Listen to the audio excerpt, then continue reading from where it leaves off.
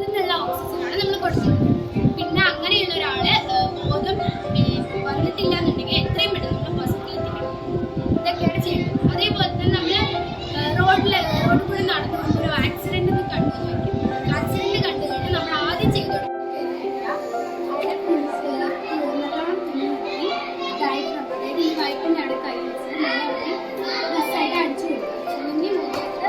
അല്ലെങ്കിൽ തട്ടിക്കൊടുക്കുന്ന സമയത്ത് നമ്മുടെ ശ്വാസം പുറത്തു കൊടുക്കുക. അതിലൂടെ തന്നെ നമ്മുടെ ഫേസിന് പുറത്തു വരും. ഇതാണ് അതേപോലെ ഇപ്പോൾ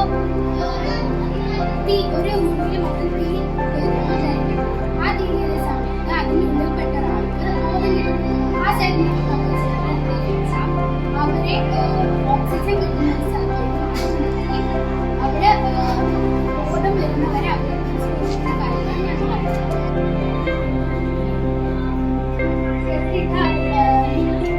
കണ്ണ് തുറക്കുന്നത് കളയാൻ മാക്സിമം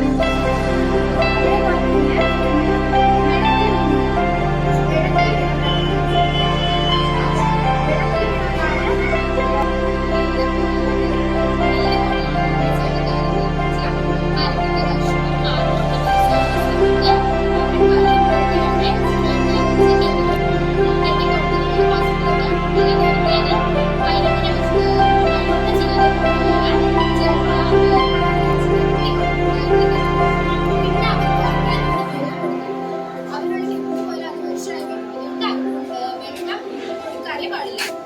അതേപോലെ തന്നെ അവർ കണ്ണടയാതെ നോക്കണം. കണ്ണടയാതെ നോക്കണം. ഉറങ്ങാതെ നന്നായി ചെയ്യണം. അതേപോലെ തന്നെ ആ പാമ്പ് കടിയേറ്റ് അത് അങ്ങനെ വളരണം.